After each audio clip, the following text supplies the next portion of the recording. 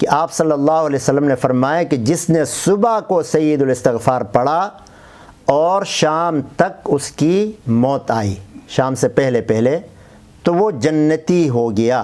عن شداد بن اوس رضی اللہ عنہ عن النبی صلی اللہ علیہ وسلم قال سید الاستغفار ان تقول اللہم انت ربی لا الہ الا انت خلقتنی وانا عبدک وانا علی عہدک ووعدک ما استطعت اعوذ بک من شر ما صنعت ابوء لک بنعمتک علی وابوء بذنبی فاغفر لی فإنه لا يغفر الذنوب إلا أنت من قالها من النهار موقنا بها فمات من يومه قبل أن يمسي فهو من أهل الجنة ومن قالها من الليل وهو موقن بها فمات قبل أن يصبح فهو من أهل الجنة رواه الترمذي۔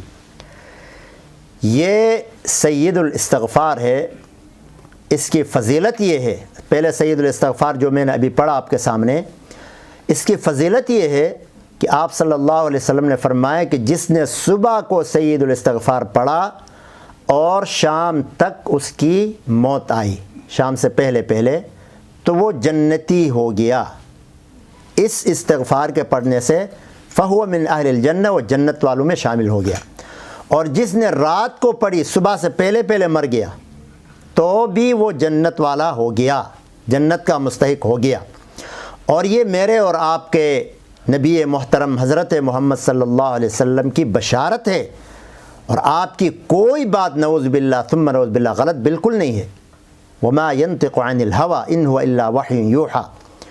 اس لیے ہر مسلمان کو، ہم سب کی تمنا ہے کہ ہم جنتی بن جائیں، جنت میں چلے جائیں۔ اس کے لیے اتنی ساری محنتیں، کوششیں، تکلیفیں اٹھاتے ہیں۔ تو یہ مختصر سے کلمات ہیں، یاد کریں، بچے بھی یاد کریں، بڑے بھی کریں، عورتیں بھی کریں، مرد بھی کریں، ڈیوٹی والے بھی کریں، گھر میں بیٹھے ہوئے بھی کریں۔ بس اہتمام کے ساتھ صبح شام پڑھیں۔ اللہم انت ربی لا الہ الا انت خلقتنی، یہ بہت مختصر سے آپ کو ہر کتاب میں ملے گا، ہر ذکر کی کتاب میں آپ کو ملے گا، اذکار میں آپ کو ملے گا۔ یہ صحیح ترمذی کی روایت ہے۔ تو اس لیے کوشش کریں کہ اس کا التزام کریں، اس کے پابندی کریں، صبح شام آپ سید الاستغفار پڑھنے کا معمول بنائیں۔ ویسے بھی استغفار کی بہت زیادہ فضیلتیں، بہت زیادہ، وہ تو آپ پڑھتے رہیں، لیکن یہ جو ہے نا، یہ سید الاستغفار ہے۔ اس لیے کوشش کریں، اہتمام کے ساتھ پڑھیں۔ اللہ تعالی ہمیں پڑھنے کی توفیق عطا فرمائے۔